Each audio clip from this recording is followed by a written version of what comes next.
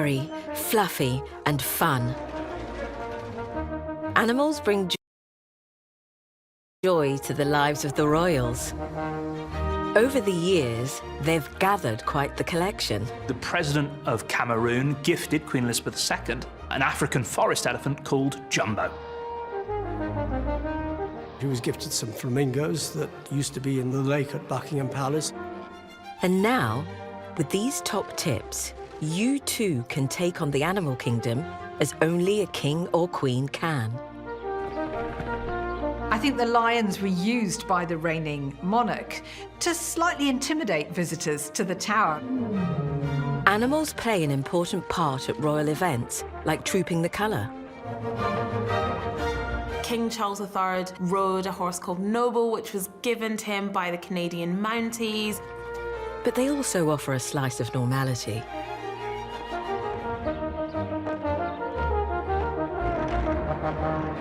After all, a corgi doesn't care who you are. They bring you down to the same level. You are loved because you justify that love.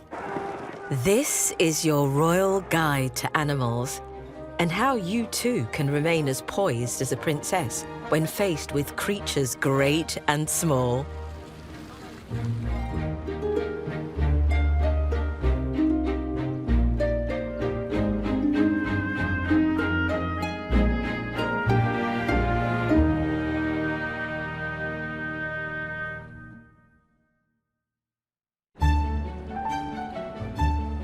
Young or old, it's not just people that the royal family connect with. I think there's a very strong link between monarchy and the animal kingdom.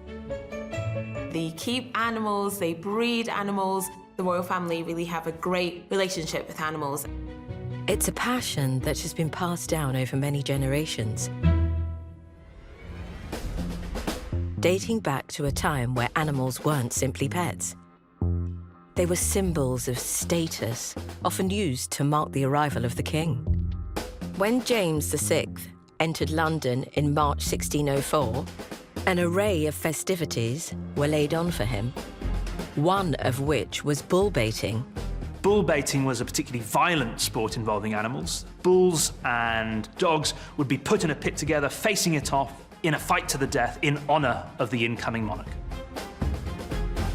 In Queen Anne's time, a large area of London was given over to a bull ring so that huge crowds could come along and witness this very violent sport.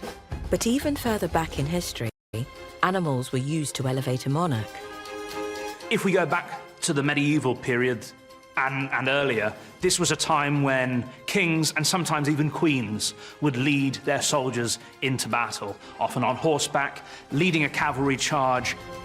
Horses were a symbol of power on the battlefield, quite literally raising the likes of Henry VIII and Elizabeth I above their soldiers. But they aren't the only animals royals have taken to war. History is littered with animal mascots standing alongside their royal masters.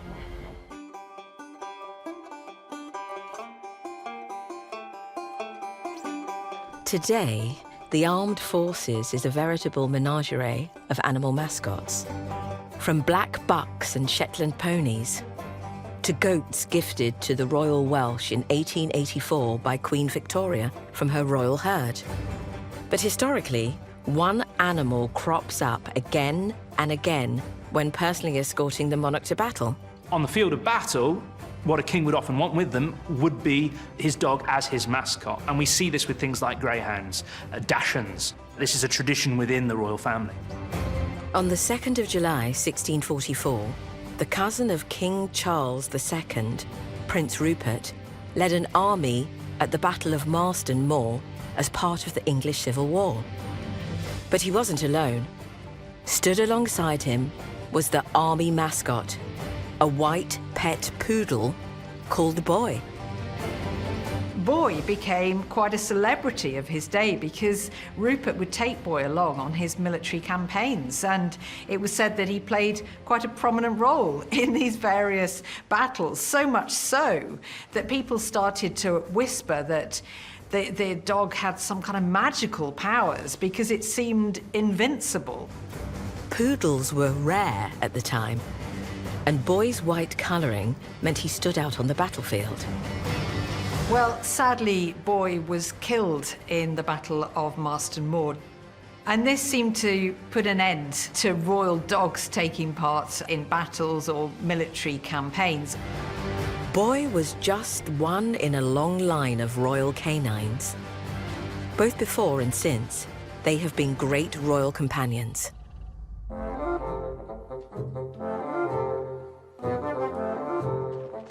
They say a dog is a man's best friend, and that has never been truer for a family than for our royal family.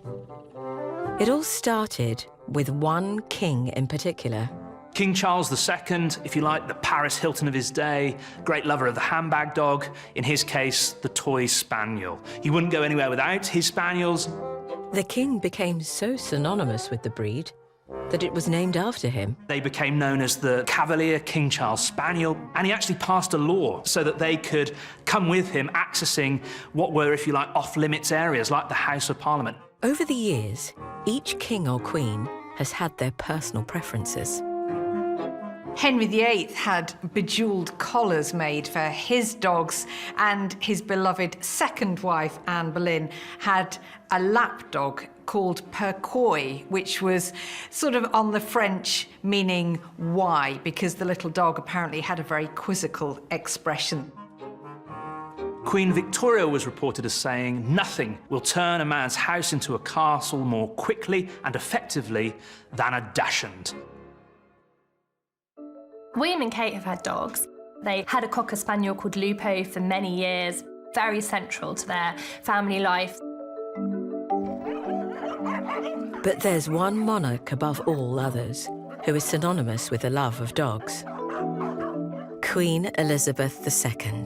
People said that the corgis would enter the room before the Queen did, and that's how you knew the Queen was coming. But it was a love affair that started long before Elizabeth became queen.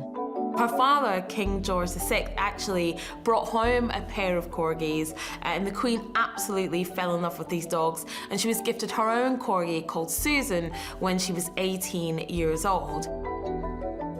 A lot of the corgis that she subsequently owned were descended from Susan. The late queen bred this bloodline of corgis for 14 generations, often keeping many of the puppies for herself.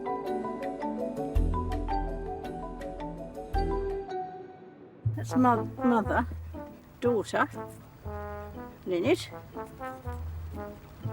Linnet's daughters, brother, Linnet's other children. And over the years, these corgis were seen everywhere with Elizabeth. They saw a lot of Scotland and a lot of London. They go on private jets or private planes. But every Friday afternoon, we'd pack the car up, and 3 o'clock, we'd travel down to Windsor Castle, along with 11 corgis. 2 or 3 of them would always get into the footwell with the police officer sitting in the front, 2 or 3 on the back, and all the rest would get on the parcel shelf. These corgis were certainly treated like royalty. And the food was brought up by a member of staff on a big silver tray. But they weren't always well behaved. They were not especially well trained, and they were treated rather as a flock, as a group. Pet psychologist Roger Mugford was asked to step in when things got out of hand. The problem that I was called to attend to was that there had been big fights. Several corgis were fighting one another, and that was a source of great danger and concern to the royal household. Roger is the perfect person to teach you how to turn your problem pooch into a diamond dog.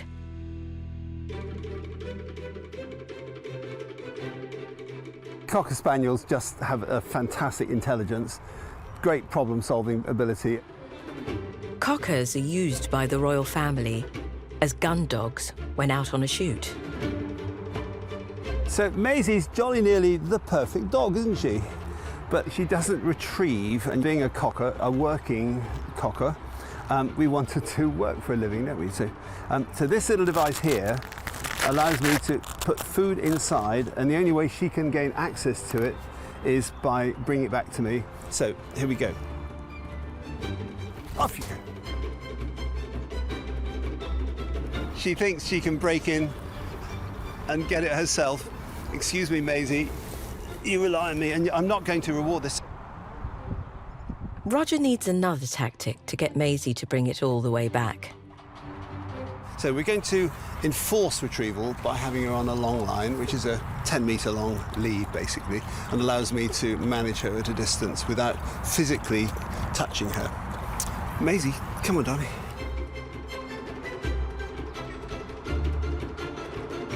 We do have penalties, but penalties doesn't mean harsh punishment, beating dogs, choke chains, electric shocks. It means often the withdrawal or the delay of treats. So this, to her right now, is a punishment. Go fetch.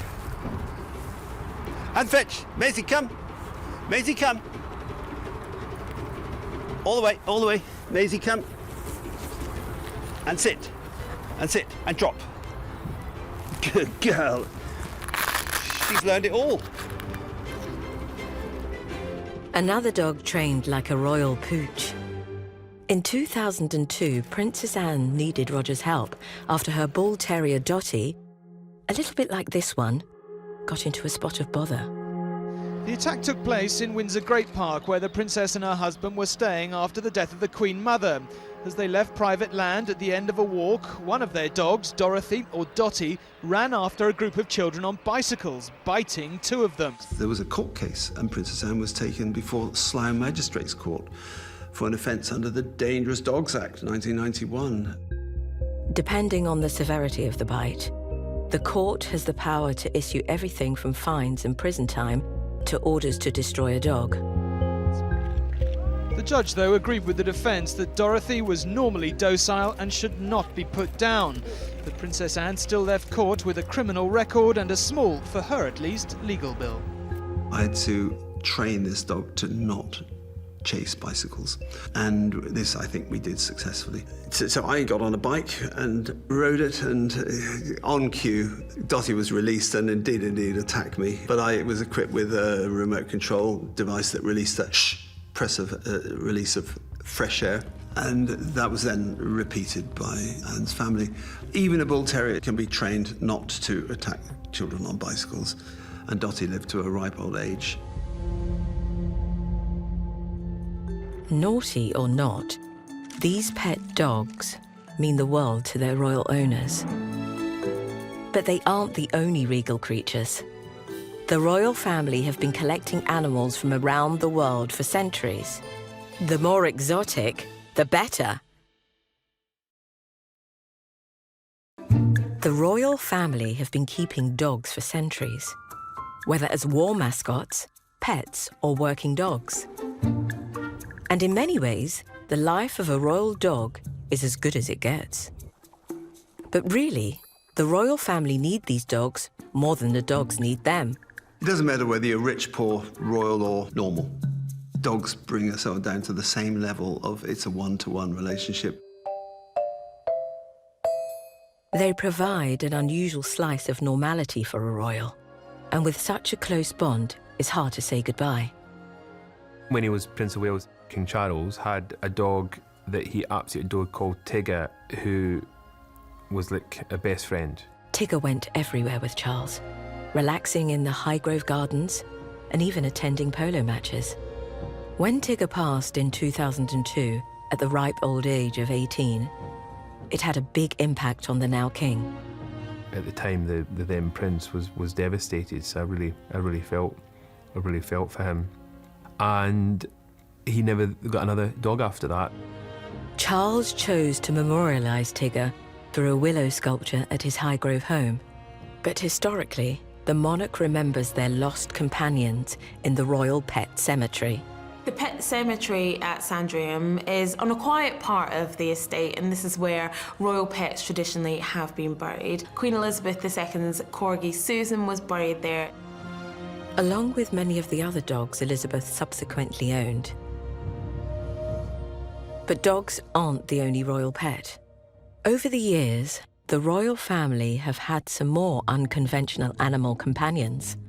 Henry VIII, a man known for his violent temper and often violent passions, was a great bird lover. So much so that he had nightingales and canaries hanging in cages in the windows of Hampton Court. Catherine of Aragon, had a real love of monkeys, and she had several of them at court. And in fact, one of the most famous paintings of Catherine shows her with a monkey on her lap. The late Queen Elizabeth even had a pet chameleon in the 1940s. But this is just the tip of the iceberg when it comes to more unusual royal animals. Perhaps surprisingly, the most exotic royal animals have come in the form of gifts.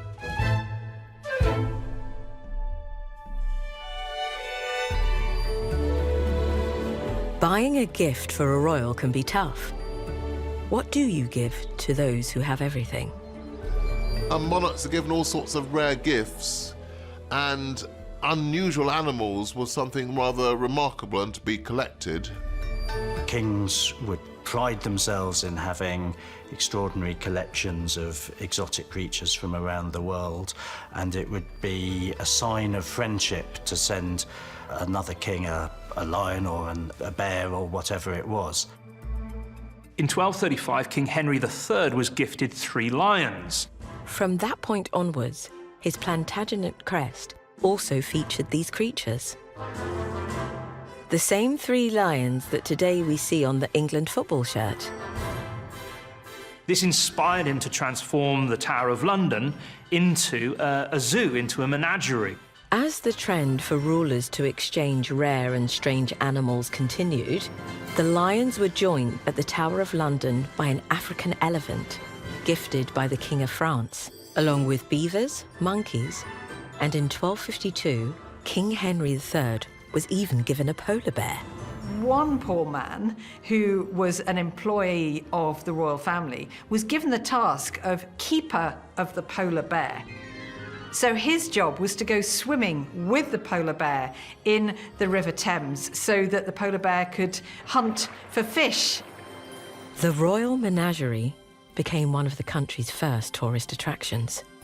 People flocked from far and wide to see the 60 different species on show, and one in particular thrived. The lions then became a very popular part of the Royal Menagerie, and actually a whole part of the tower was named after them, the Lion Tower, and it was known as that for centuries, because as you were approaching the tower, you would hear the lions start to roar.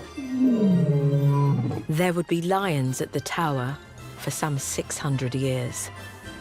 But in 1835, at the request of the newly formed Royal Society of the Protection of Animals, the Royal Menagerie closed.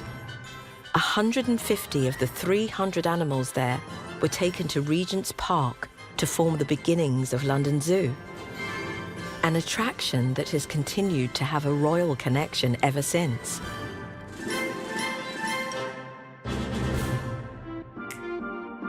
Whilst originally a place for royals to house any animals they were gifted, London Zoo has since taken on a life of its own. Originally not open to the public, it was a place where the scientists, gentlemen scientists at that time, came to study animals. In 1829, the zoo was granted a royal charter by King George IV. Just 2 years later, in 1831, King William IV then became the zoo's first patron. Ever since then, the reigning monarch has been our patron. And that's been a really important link for us as a royal society, for a monarchy which has always been known for its interest in and care for animals and wildlife. It's a link that we treasure.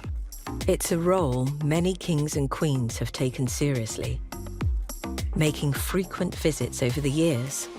Queen Victoria used to love coming to London Zoo. She came in 1850 to see our new hippopotamus, a beige. The late Queen Elizabeth II also spent time at the zoo.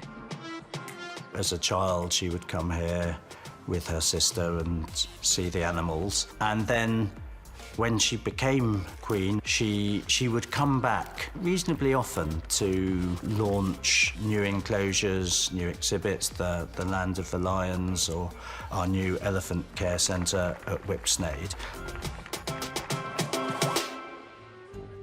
London Zoo and Whipsnade also remain the go-to homes for more recent animal gifts. In 1972, the president of Cameroon gifted Queen Elizabeth II an African forest elephant called Jumbo. He had this famous in-flight meal of bananas, avocados, and cane sugar. He arrived weighing almost 600 kilograms. Whilst today there are no longer royal menageries, and zoos are about education rather than keeping animals in cages, there is still one creature that calls the Tower of London home: the ravens.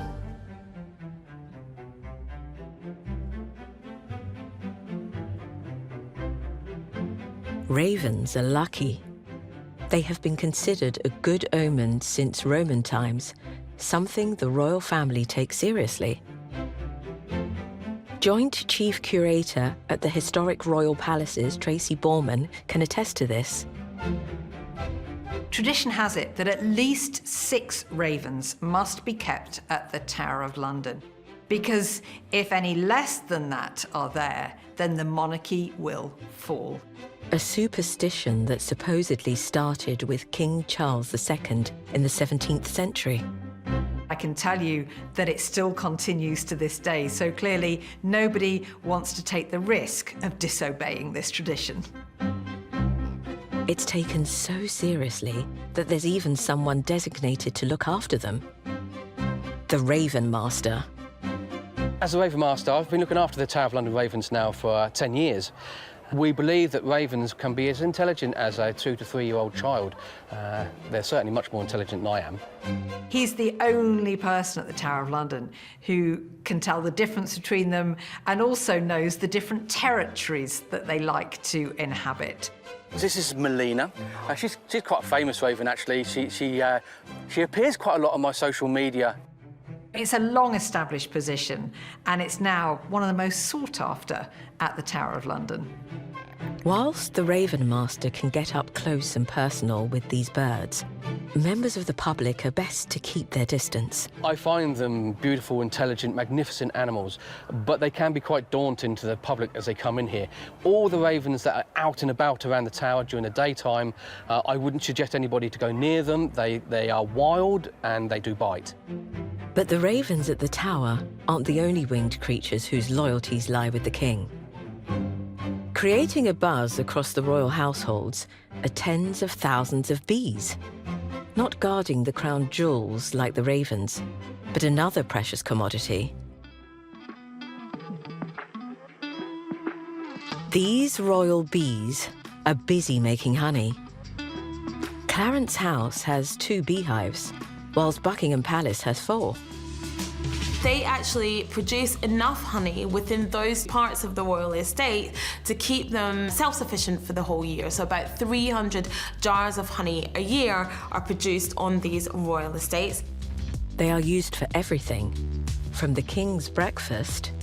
King Charles III does like a teaspoon of honey in his tea. To garden parties, and even to make some money. Sandringham shop actually sells honey that is made from the royal bees. And whilst you may not associate bees with the same loyalties to their owners as perhaps the royal dogs, the bees might disagree.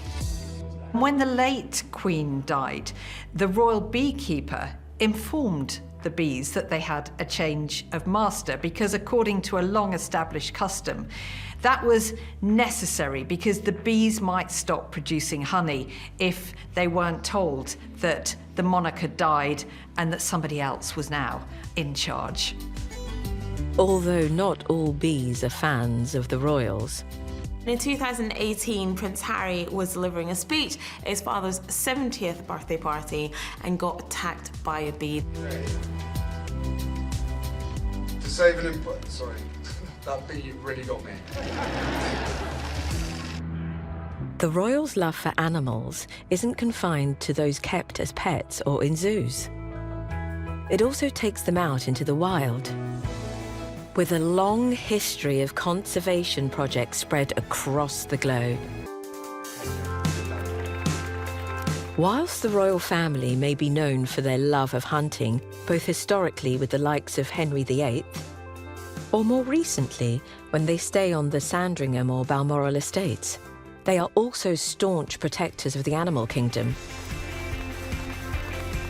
supporting more than 100 charities focusing on conservation, a cause they have been championing for 1,000 years.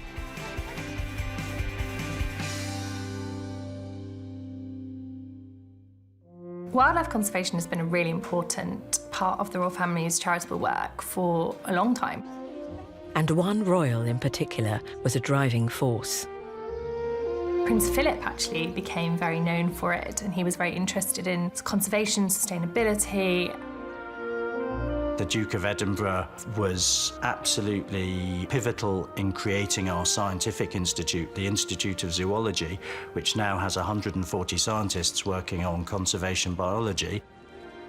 Most notably, he was president of the World Wildlife Fund. As president of the world's most influential conservation organization, Prince Philip had proved a tireless campaigner for his charity. And he oversaw that organisation for more than 2 decades, really promoting the protection of endangered species. But I mean, we're putting, quite unreasonable and increasing pressure on the whole of the natural system of the globe. It's a passion Philip has passed down the generations, with both his grandsons now taking on his mantle. Prince William has been a staunch campaigner for the conservation of endangered species through the charity Tusk. Africa's wildlife is truly special.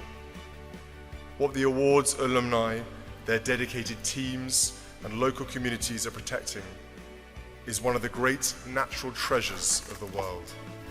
Their involvement has, for almost 200 years, help to direct attention to the importance of nature, the importance of conserving wildlife, the importance of creating a world in which wildlife can thrive.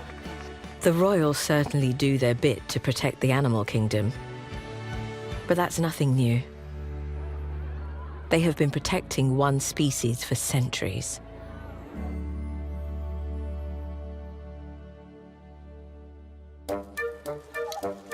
Swans living on the River Thames in London and Windsor have the highest order of royal guardianship. The king has the right to claim any swan swimming in open waters under the royal prerogative, if he so wishes. Whilst today it seems irrelevant that King Charles III has the right to all swans, historically, this royal prerogative was very important. Swans were a much-loved feature of royal banquets and were therefore reserved for the tables of the select few chosen by the king. We do know that in 966, King Edgar gave permission to the monks of Croyland in Lincolnshire to own swans. Whilst today, swan is no longer on the menu, they are a protected species, and the royals take this responsibility very seriously.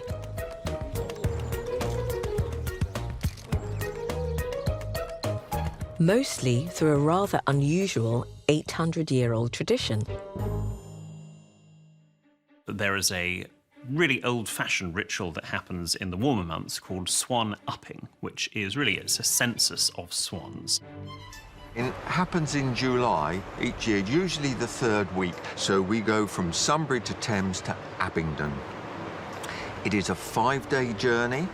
We travel in 6 traditional rowing skiffs that can be over 100 years old, and they were used in Edwardian times. Each family of swans that we come across, the first man in the boat will shout out, "All up!"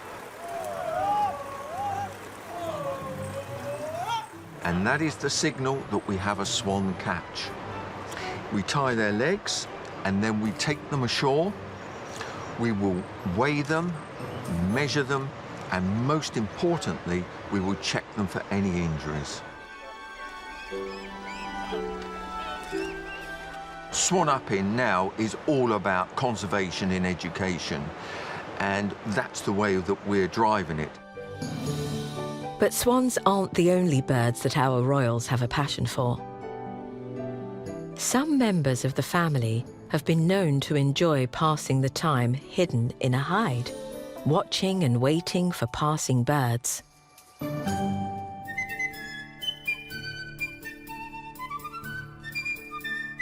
Birdwatching is somewhat a British passion. There are over 3 million twitchers across the country. Some of the most famous have been royalty. People might not realise that Prince Philip was really interested in birds and a really passionate bird watcher. He became interested in this when he travelled around the world in 1956. Taking a grand tour on the Royal Yacht Britannia, Philip fell in love with the pastime. He went from the Pacific Islands to Antarctica, and he took a great interest in birds because there's such a variety of birds between the two parts of the world. He took a lot of photographs, and he wrote a book called Birds from Britannia. It was a passion Philip continued for the rest of his life, serving as patron of the British Trust for Ornithology for more than 30 years. Also, a simple pleasure to share with his wife. They had matching hides on the Sandringham estate. And the late Queen had a loft there, housing one type of bird in particular.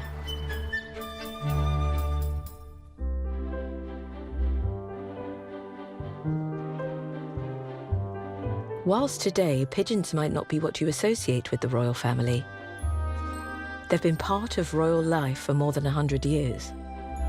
In 1886, King Leopold II, King of the Belgians, gave some pigeons as a gift to the royal family in Britain, and they were used to start up a pigeon loft on the Sandringham estate. And all the way through the 20th century, royals enjoyed using them for sport. Now, both Edward VII and George V took a keen interest in pigeon racing, and many of their birds went on to win international fame in pigeon racing. But these pigeons were medal winners in many guises. When war broke out in 1914, royal animals were put to work. Pigeons from the royal loft were used as carrier pigeons during the First and Second World Wars. Most of the time they made the journey. Occasionally they'd be shot down or get caught in a barrage. But they were very useful means of getting messages, certainly in the Second World War, to the resistance. They were an important and key element of communication. And one of those pigeons, called Royal Blue, actually won a medal for gallantry because it had distinguished itself in its military service. After the Second World War, these gallant pigeons were able to return to what they loved best. The pigeons were once more used for pigeon racing, something that the late Queen took a great interest in, and some of her pigeons went on to win national and even international medals for racing. Pigeons aren't the only royal animals that have racing form. Queen Elizabeth II also owned more than 100 racehorses at the time of her death. And the family loved nothing more than watching them compete at one of the most prestigious events in the racing calendar.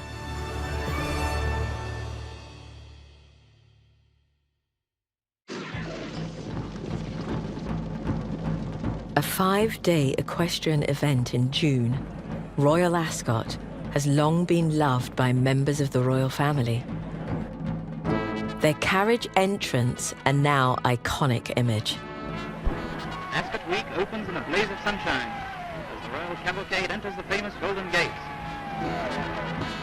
People don't just want to go to Ascot, they want to go to Royal Ascot, and they want to see, key members of the royal family. But it isn't just royal by name. This event was created thanks to one royal's passion for horses.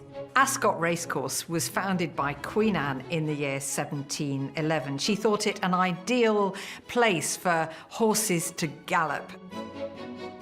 A stone's throw away from the Windsor estate, Anne transformed empty heathland into an upmarket course.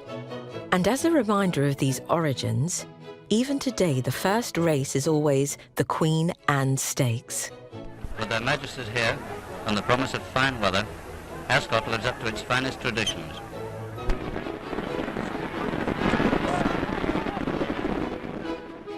It's an event that has been enjoyed by many royals over the years. George IV, Queen Victoria, George VI, but none more so than Queen Elizabeth II. And I always thought it was interesting that in the latter years of her life, when she really did scale back a lot of her engagements, a lot of her travel, she still went to Royal Ascot every single day. Unlike other members of the royal family, Elizabeth was somewhat invested in the results. Over the years, the late Queen had a number of winners. One of the chauffeurs used to love a little flutter. He always used to put a pound or two on all the Queen's horses, and whenever they were racing, and he always told me at the end of the season he was in profit, so she must have done quite well. But perhaps the greatest was in 2013, when her horse Estimate won the Gold Cup, making her the first reigning monarch to win the prestigious prize. It was always a great occasion when the Queen won. She won at most racecourses, but the one race that eluded her, she never won the Epsom Derby, which is a great shame. But racing is racing, and you don't pull up a horse just to let the Queen's horse win.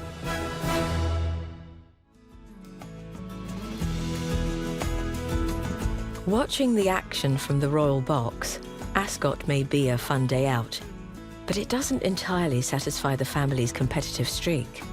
From Olympic events to polo in the park, the royal family love nothing more than taking part and horsing around in competitions themselves.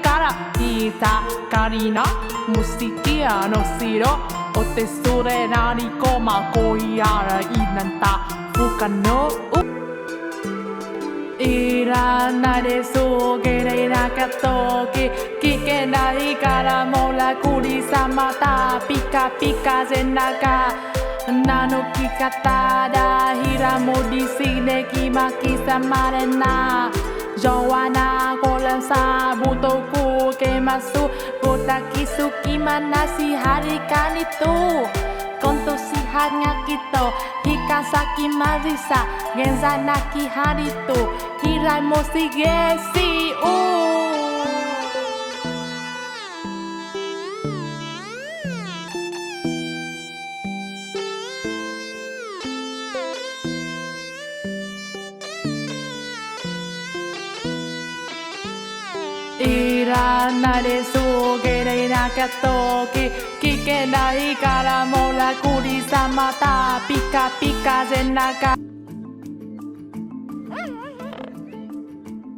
Although the royals have a great love for animals, and particularly their pampered pooches,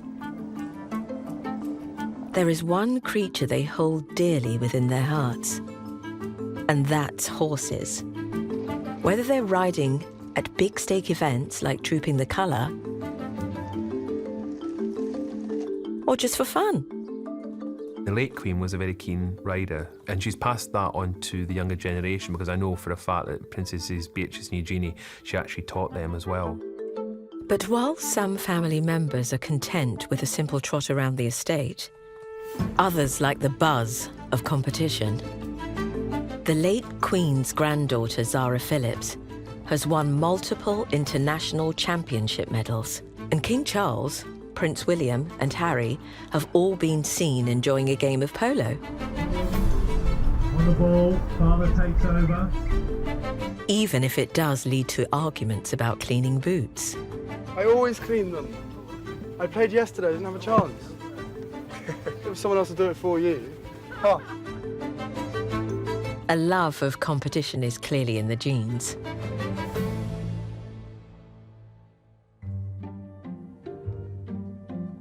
Whilst many royal athletic achievements hit the headlines, Prince Philip somewhat kept his sporting endeavours quiet, particularly his love of carriage driving. Carriage driving is a sport that Prince Philip was very much a pioneer of. So when he stopped playing polo, when he became a little bit older, he wanted something else to focus his attentions on, and carriage driving was what he came up with. The perfect sport to combine his love of both competition and horses. And I suddenly thought, well, we've got horses and carriages and grooms. I said, well, why don't I have a go? So I borrowed 4 horses from the stables in London, took them to Norfolk and practiced, and you know, thought, well, why not? Often driving with close friend Penny Natchbull, over the years, Philip learnt his craft, eventually becoming one of the most respected drivers in the world, even shaping the way the sport was run. He established a set of rules that would be consistent through the sport in different countries. So he made the international rules that everybody followed. And nobody knows how to drive a carriage around a cross-country course better than someone Philip inspired, Rowena Moyse.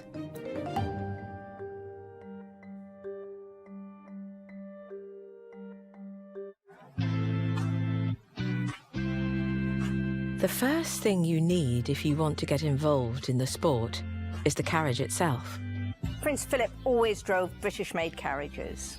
This carriage is fitted with independent suspension all round, so that it's good, very good on the cornering at speed. It's probably one of the most high-tech carriages in the country. And it's important to choose the right kind of horse too. Your wheelers, which are the two pulling the carriage, they've got to be strong, stocky and steady. They do all the hard work. The ones up front have to be thinkers. Rowena's personal favourites are Welsh ponies. It's definitely brains, not brawn, with Welsh ponies. Prince Philip drove fell ponies, another native breed. They're a little bit steadier than the Welsh, not quite so sharp and spirited. Off we go, ponies. Let's go. Let's go. Come on. Good boys. Good boys. To complete a cross-country carriage driving course, you have to successfully negotiate a series of obstacles designed to test your technical skills. When you're doing obstacles, you really have to be able to make them turn and keep the inside wheeler to the outside leader to get your tight turns. Come. Come, come, go on, come. Come, there you can really see a turn. It's not all about the horses, though. The carriage team have a job to do too. Peter, right at the back, is in charge of keeping us the right way. So he's leaning into the turns to make sure wheel doesn't come up off the ground. And as you can see, he has to really get his weight over from one side to another. Steph, on the other hand, at the top, higher up, she is making sure I go the right way around the main course. Fast-moving, with precise control of horses, it's clear to see why Prince Philip was such a fan. And he enjoyed being just another competitor. He always felt relaxed amongst the driving people. Sometimes you would be walking through the cones course or an obstacle course, and you might just pass comment like you would with any other competitor. So you never felt he was any different to the rest of us. Philip continued to drive carriages well into his 90s. He still drove carriage months before his death in April 2021. He was seen in Windsor, I think, sort of late 2020. My last memory of Prince Philip was when he was actually following us around Windsor Park. I was competing and he was following us from obstacle to obstacle. And it's a skill he passed on to the next generation. We've seen Lady Louise Windsor do carriage riding as well, so clearly something that she shared with her grandfather, their love of that sport there, and she actually rode his carriage for the Platinum Jubilee celebrations, and that must have been, you know, quite a special moment for Queen Elizabeth to see that. Lady Louise and her mother Sophie also rode carriages together at one of the late Queen's favourite horsey events of the year, the Royal Windsor Horse Show.